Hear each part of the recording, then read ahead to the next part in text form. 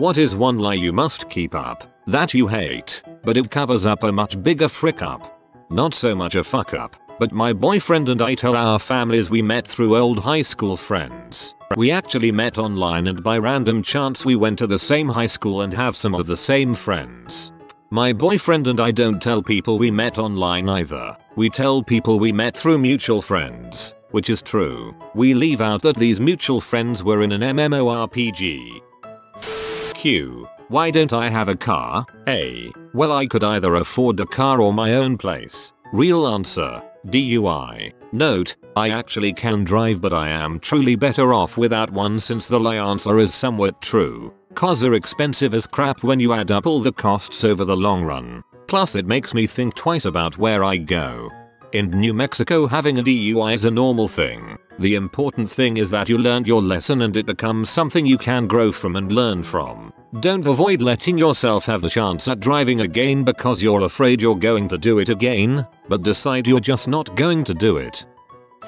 My boyfriend and I met through friends who went to his college. The story never really got too detailed, but it was detailed enough where I'm sure I've missed details before when telling the story for a second or third time. Nobody has questioned it as of yet. The truth is, I was lonely and bored and kinda stupid, so I put up a Craigslist ad. He was lonely and wanted to frick and he liked my ad. I don't think I'll ever come clean to the real world.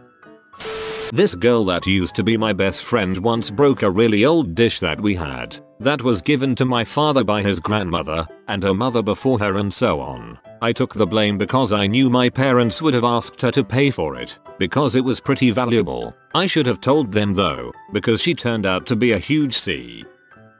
That I can't smell anything. I told my best friend that in 3rd grade to sound cool. The problem is that he has a photographic memory. I'm trained to never make a comment about smells. My parents even think I can't smell. They paid for a doctor to look at it. The doctor said, oh, sometimes this happens, it's probably nothing to worry about. Worst doctor ever. I can't get out of it. Ever. I'm stuck. The real twist would be if your friend told you he had a photographic memory just to sound cool, and now you're both sweating, hoping the other doesn't find out you're just a regular person. The scars on my wrist are from cutting myself on a broken window. Actually, they're from an X-Acto blade when I was at the lowest point in my life. It was many years ago, and my kids don't need to know about it, since I got my crap together and I live a very happy life.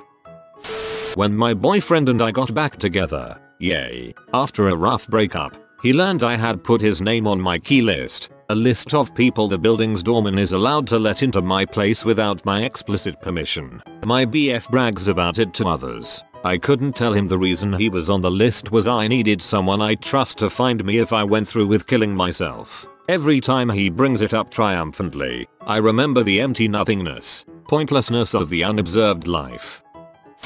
Recently I stayed in Costa Rica with a few of my friends and our tour group. I managed to convince someone at an animal broke a patch of the hotel patio shingles and they did the rest for me. In reality, I had been walking across the roof to a friend's balcony and that wild animal may or may not have been my leg, and maybe also my torso because I fell through the roof. I had my friends pull me up and I just ran down to the room below and dragged them out because I heard something out back.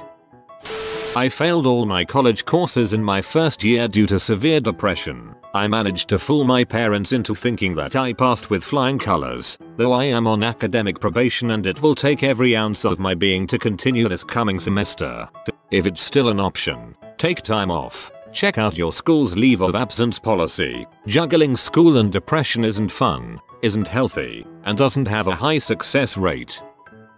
Lie. I felt like Facebook was just taking up too much of my time, so I quit. Truth. Holy crap. All of my friends are total dongs and morons on the internet.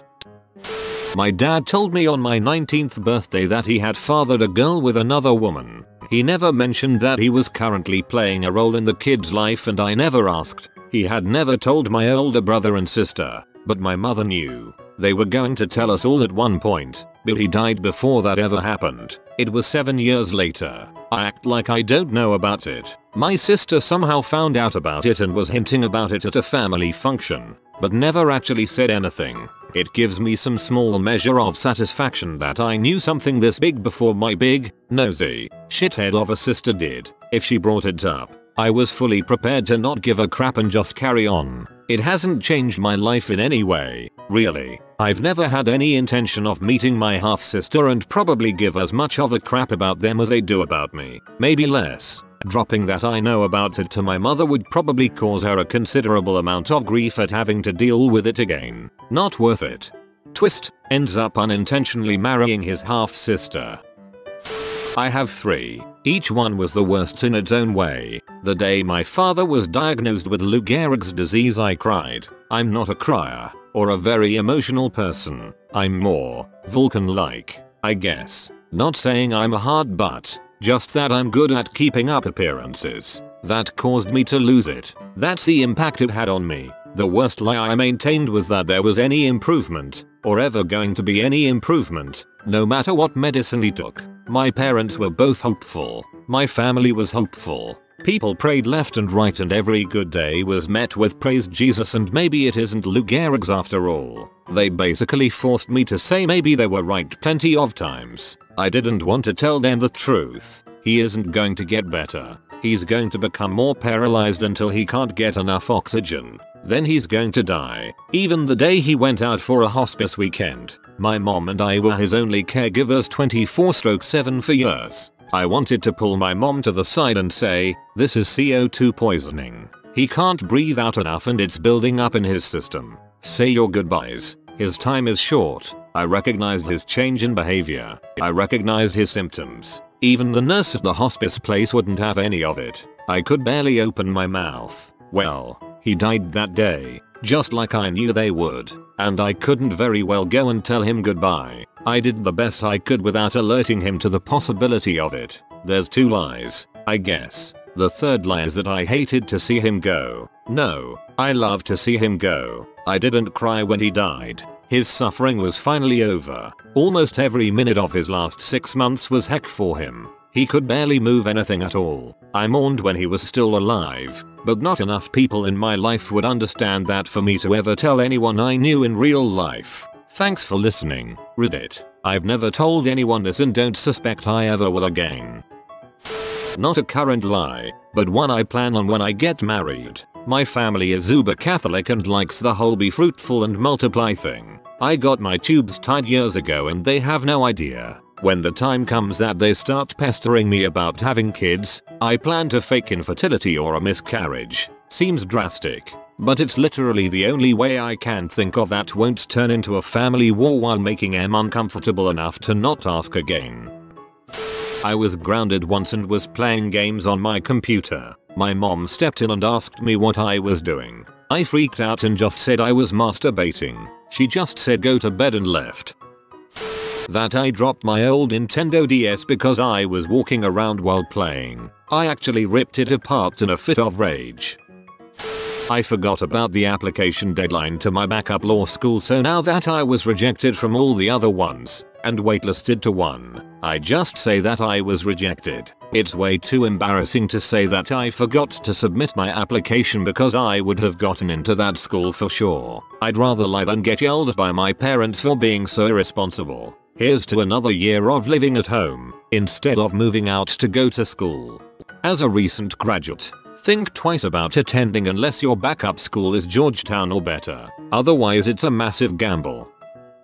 About 3 years ago I tried to kill myself by running my car off the road. I have since been diagnosed with bipolar disorder and was hospitalized. I tell everyone the reason I don't drive is because I have seizures. It checks out. I had a seizure, ran off the road, lost my license. It also works because many medications prescribed for bipolar disorder are also prescribed for seizures and epilepsy. So, there's my big secret. I kind of felt this way when my kids still believed in Santa Claus. I mean, once you've told them that this guy's going to come into your house to eat your cookies and leave you gifts, the smaller lies just start piling up. I broke my roommate's bong. He thought he must have broken it while cleaning it, so I went with that. I do want to pay him back though. Give him a new one as a gift.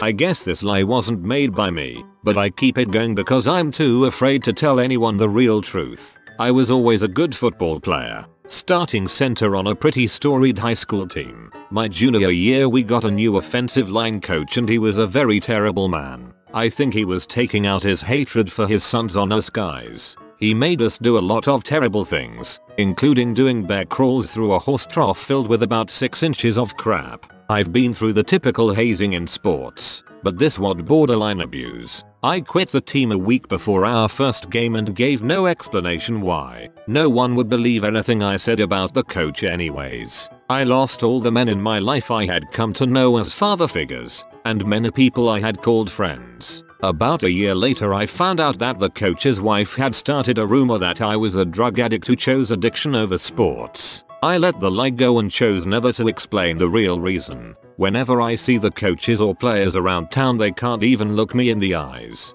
My last 2 years in high school are the worst in my entire life and I've been depressed ever since. This was 4 years ago. I know this doesn't really follow the thread exactly and will probably get lost, but it is a lie I choose to keep up, for whatever reason. I tell all my friends that I made an active decision to leave my school's pharmacy program to pursue a career in forensics. Truth is I got academically dismissed because of a really rough semester, but the school offered me a slot in the bachelor's program, which I took gratefully. I hated the pharmacy program but I tried my hardest and hit a rough patch. I know these people would look at me like I was a total idiot if they knew I didn't make the cut, and it's just not something I wanna deal with. I've been to New Brunswick. It's 1,000 miles away and has become my parents' favorite summer vacation destination, and they make sure to take lots of pictures and tell me all about the history because they think I've never been. I spent a week there when I was 19, but I don't say anything because I was living at home at the time and didn't want them to know I was visiting a 32-year-old I knew for a month on the internet. They thought I was house sitting for my friend's aunt. My husband constantly teases me for sliding on ice and hitting a tree with my car a few years ago, so I put up with jokes about how I'm such a horrible driver all the time. The truth is I was trying to commit suicide but must have chickened out and swerved at the last minute. I dropped out of a private high school and moved to SoCal to pursue other goals in life. Needless to say, without even a diploma I was not gonna get anywhere. So, I started to research and build a resume and portfolio based on my interests. I ended up meticulously building a faux life that everyone I was around started to believe. I told my family in another state that I had got my GED, passed 2 years at a community college and then attended a 4-year university and graduated with a degree in history. This wasn't all at once. I let them know what I was doing as I was doing it. It all went so smoothly. I then got a job at a museum as an event coordinator and make $56K a year. I have no high school diploma, no college education, nothing. All I have are excellent work references. The jobs I did get I made sure I did well, and apparently that was enough for them to hire me at my current job. I am attractive and well spoken, professional in appearance and actually very intelligent. I was always afraid that they would check my school references, but so far it's never been brought up. Apparently, work references and experience mean a great deal more than where you went to school these days, and if you have glowing references you are pretty much set. Sometimes it gets stressful and I find myself bothered by it at night. I can't tell anybody that I get into a relationship with who I really am. Even my family thinks I am somebody I am not. Nobody knows. Nobody. It gets very lonely sometimes. That I love my family. I feel no connection to them besides spending all 19 years of my life with them. It doesn't feel good. Why my dad's freeze plugs needed to be replaced on his truck. I made the excuse that I revved the engine to high so they burst. Instead of, I went four-wheeling on school grounds and bottomed out and busted some stuff. The mechanic had my back. Sounds like he needed more than just freeze plugs. I revved a BMW i6 so high it needed a new block. Piston rod snapped and went through the side. I was actually jogging back from a frat party hammered one night and I tripped over a curb with my hands in my pockets. It was cold, and I landed on my face resulting in huge cuts, now scars. I told my parents that I fell off a bike that I borrowed from a friend, and I've had to tell the rest of my extended family the same thing at family events and such. It kills me every time I have to tell the lie. I told my dad I graduated early when I dropped out of high school in my junior year. My parents are divorced and I lived with my mom. Now that I'm almost done with my bachelor's degree, I guess it doesn't really matter, but I still feel really bad about lying to him and most of the family about it. I'm fine. I'm not fine. I'm a crazy, introverted lazy bugger who long ago decided it would be easier to coast along with life and forget all thoughts of what I want in order to make it easier because life was super crappy. Now that I'm on my own, I realize that I have no idea what I want. I have no great passion for life and I occasionally see no reason to wake up every day. I don't talk to my friends. I don't plan amazing adventures. I don't do anything particularly noteworthy. I strongly suspect I have a legitimate mental problem, but I don't care enough to go and find out. I do not, in fact, care about much of anything. This worries me deeply, so now I'm surreptitiously trying to find ways to get myself interested in anything at all, as well as forcing myself to be more social, while fighting the calm little buzz in the back of my brain that tells me to sleep. However, I can't very well tell this to any of my family members, because half of them are in the same dang boat. One's paranoid and depressed, another's bipolar, one was really ambitious but is now entering a state of apathy, and if I mention it to any of them it would be just one more of a monumental pile of crap they have to worry about. So whenever someone comes up to me, I simply say I'm fine because it's a lot easier on everybody else. I suppose one weird side effect of this is that I am, apparently, a funny person. Apparently talking about all the crap that depresses you in an upbeat tone is hilarious. This explained so much about stand-up comedy. I can't show you that blue party hat right now. I lent it to a friend of mine. Being that annoying crap kid can really come back to haunt you every couple of years. Auntie is in jail for dealing drugs at the casino to maintain her habit of gambling at the casino. Only I and some other relatives know this. We tell everyone else she went overseas for vacation. I used to tell my parents I was going to hang at a friend's house, but I would just go smoke weed by myself and wait an hour or so before going home so it looked like I was actually at a friend's. My best friend served jail time for some pretty extreme vandalism that I did our senior year of high school. His drinks are always paid for and I'm a phone call away for anything he needs for the rest of his life. I got into college and he didn't. He's the reason that I still got to go to college. Hopefully you're as good of a friend to him as he was to you. Sometimes being a good friend is more than covering a tab. Not saying you aren't a good friend, but I have a similar debt to a good friend and he tells me that tangible items are less valuable than a nice relaxing conversation. I did LSD with my boyfriend the day after I did MDMA. This probably wasn't the best decision I could have made, as it gave me really low serotonin levels, and I just felt really confused and down. The following day, after I did LSD, I was alarmed to notice gaps in my memory, as well as feeling completely emotionless. I couldn't bring myself to feel anything at all for my boyfriend, and it was terrifying. My friends all started calling me that day, because they knew I spent the night with my new boyfriend and they were all concerned because they didn't trust him. They're also very anti-drugs. I couldn't very well tell them I did drugs with said boyfriend, or they would possibly call the police, tell my parents, etc. So I told them I fell and hit my head to explain the missing memory gaps and missing emotions. It all came back to me in a week or so, but to this day they think I got a concussion and my boyfriend wasn't responsible enough to take me to the hospital for it, which, I guess is slightly better than the truth, but not by much. Just a tip. If that ever happens again, stop by your local grocery store that has a vitamin section and pick up some 5-HTP. You'll feel a lot better. Lie. I put a big gouge in an expensive live sound subwoofer after borrowing it for a gig. Truth. I mistakenly took the wrong subwoofer home from a gig. I didn't notice until I was about to give it back.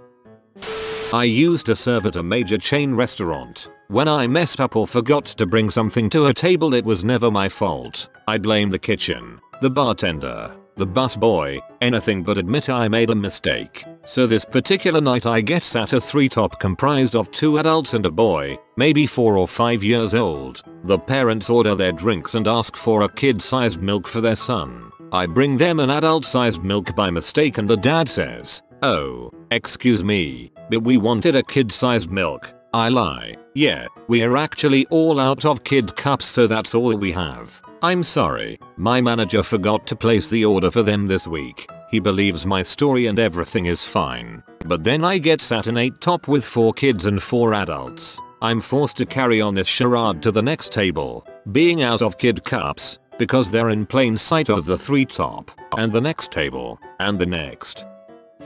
TLDR. Found out I was pregnant after hooking up with someone who was more or less a stranger. Forced myself to starve and purge myself so that my body was physically incapable of nurturing an unborn child. Never told anyone. Decided to make a throwaway for this. This is less of a lie as it is an omission of the truth, but it's still relevant and still kills me to cover it up. I was in San Francisco for a couple of weeks the summer before my senior year of high school. My parents had let me go on this trip knowing that I would be nearby to some close family friends. But in all honesty, I spent the whole time just kicking it with one of my closest girlfriends. I had the time of my life and I don't regret a single second there. But I did hook up with a guy several times. Each time, we were pretty drunk. I'm confident we used protection. In fact, I'm 110% sure we did. Anyways, I went back home, but still kept in touch with this guy and my other friends back in San Francisco. But I started feeling sick a few weeks later. My senior year was starting, and I couldn't get the nagging thought out of my mind that maybe, just maybe I was pregnant. I didn't want to be, but I didn't rule out the possibility. So I went down to the drugstore, bought a few tests, and tried 1, 2, 3, and all came back with the same result. I was, without a doubt, pregnant. Now, during this time I was still really ill. I was still preoccupied with my habits of anorexia and bulimia, and no way could I freaking be pregnant because I was too young. I was about to go through my senior year of high school and I would probably gain so much weight. Understand that I was really ill, and as fricked up as those reasons sound, it was exactly what was going through my mind. So, for the next 2 weeks, I restricted my meals so much that I was consuming under 300 calories a day. I exercised enough to burn off all those calories, and then some. And whatever I did eat, I always followed up with a bottle cap-sized portion of ipecac, a liquid that induces vomiting. Most of that time is a blur, just like most of the years when I was ill. But I do remember that after those 2 weeks, I took a few more tests, and I wasn't pregnant anymore. I try not to think too hard about what happened, because the idea that I was totally comfortable with this just a few years ago terrifies me to no end. I never told the guy I hooked up with that I was pregnant. I never told him about the decisions I made. I never even made him knowing an option. I got rid of a problem quietly because I was scared and too young to have a kid of my own. I haven't told anyone I've dated, or actually, anyone I know, since then. I keep it because it wouldn't benefit anyone by knowing what the truth is now. I still feel terrible about it, and probably always will. Caught my uncle smoking M in his bathroom hours before a family reunion. He started bawling and begging me not to tell anyone. I didn't, but I forced him to go to rehab. That was last year. Now he's out, has a steady job, and has been clean ever since. Everyone in my family thinks he won a getaway from a local radio station. I have a doozy. 1. I have a kid born at 24 weeks gestation. 16 weeks early. She weighed 1 pound 8 ounces. It was 14 years ago. She's profoundly disabled, mostly developmentally. She doesn't speak, has autism. 2. Why was she born so early? Unclear. The doctors say I just went into labor. Doctors say I had a very high count of E. coli in my birth canal. That's their only clue of what might have been wrong. They usually then say we'll probably never know for sure. I know for sure. 3. 14 years ago, I was in an argument with my husband on the phone and ran to the store to get some ice cream to settle my nerves. On the way to the store, my stomach felt queasy. I didn't stop. focused on ice cream. I felt worse and worse and I still bought the ice cream, then ran to my car to get home in time to relieve the coming storm. I didn't make it. As I drove home, I had epic diarrhea. Sorry, nothing could be done. I just sat there, raced home and cleaned myself up. I was pregnant. There's zero doubt that I introduced a massive amount of E. coli into the birth canal, which led to her catastrophic early birth and now profound disability. If I'd gone home when I didn't feel well, it wouldn't have happened. If I'd gone to the bathroom at the store, it wouldn't have happened. If I'd done something else besides want ice cream after an argument, it wouldn't have happened. If I hadn't argued with my now ex-husband about whatever, I don't remember what, it wouldn't have happened. She'll never be independent, never speak. My older daughter will have some responsibility for her whole life. People treat me with such respect and deference when they know how much care my daughter requires. I hate it. I'm not to be pitied. I feel overwhelming guilt about my daughter's life. How she was robbed of a normal life because of me and my selfishness. No one knows. I keep thinking this will ease the guilt, the sense of having this secret,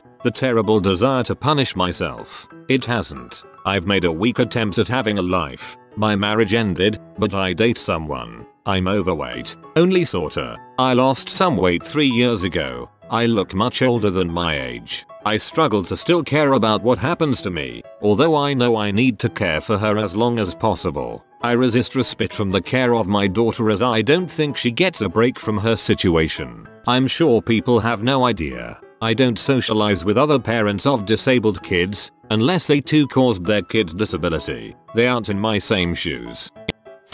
My college roommate never came clean about this for close to 8 years, though I found out about 2-3 years after the incident. We both earned MacBook Pros doing those websites where you complete offers and they promise a free MacBook. Yes, those are legit, but they have gotten ridiculously harder since then. That's another story for another time. He wanted to sell his, listed it for $2K on eBay and sold it in a few days. When it cleared his account, he packed it up and shipped it to Russia. Literally 4 days later, PayPal told him it was a fraudulent transaction and took the $2K back. He couldn't stop the shipment, and it was gone. He told everyone he sold it and even went out partying like he made the $2K.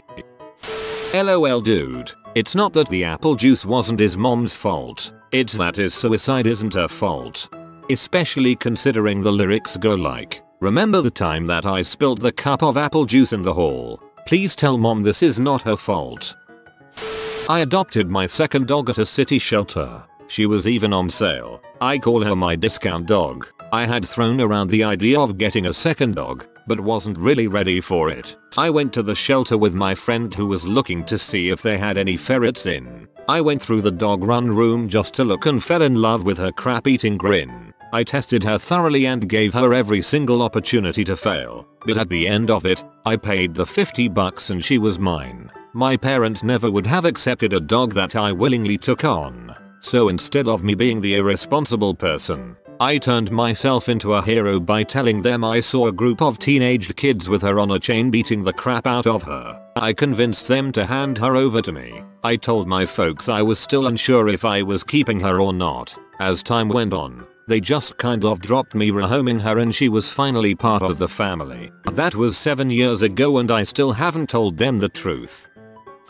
That I just enjoyed a good cry once in a while as a kid. I've been thanatophobic since I was 7 years old. Mum loves telling friends the story about her soppy daughter who liked to cry occasionally for no reason. I don't have the heart to tell her the sinister truth behind it. She's much happier thinking it was just a cute little quirk, something I outgrew as I got older. She has no idea how many nights I spent in utter anguish, wailing into my pillow like I didn't even have a day left to live. Over the years, the panic attacks came less frequently, but I would, and still do, have bouts of complete despair, days or weeks at a time, where I just can't shut it out of my mind. It's been a long time, and I've developed coping strategies. It doesn't stop it from happening, but I recover much quicker from the pain. The realizations I experience never get any easier, but they have gotten less frequent, and have less control over me now. But it's sort of ironic. My mum is my best friend.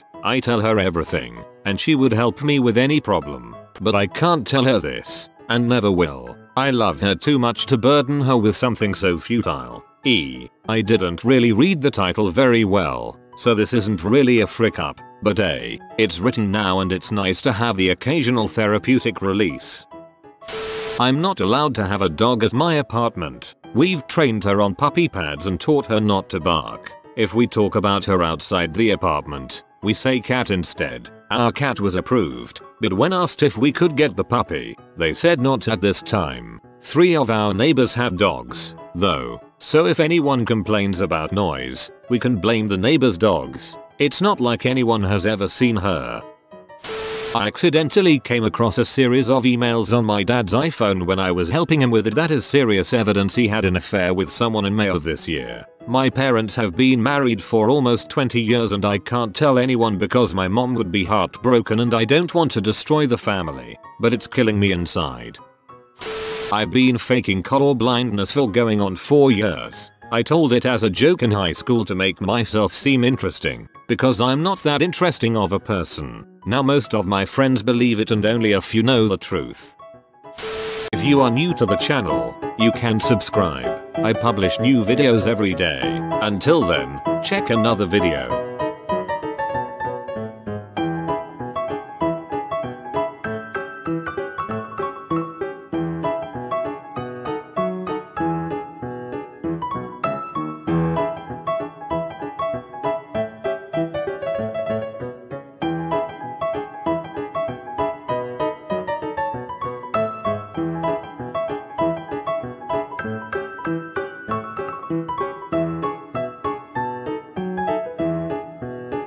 Bye for now.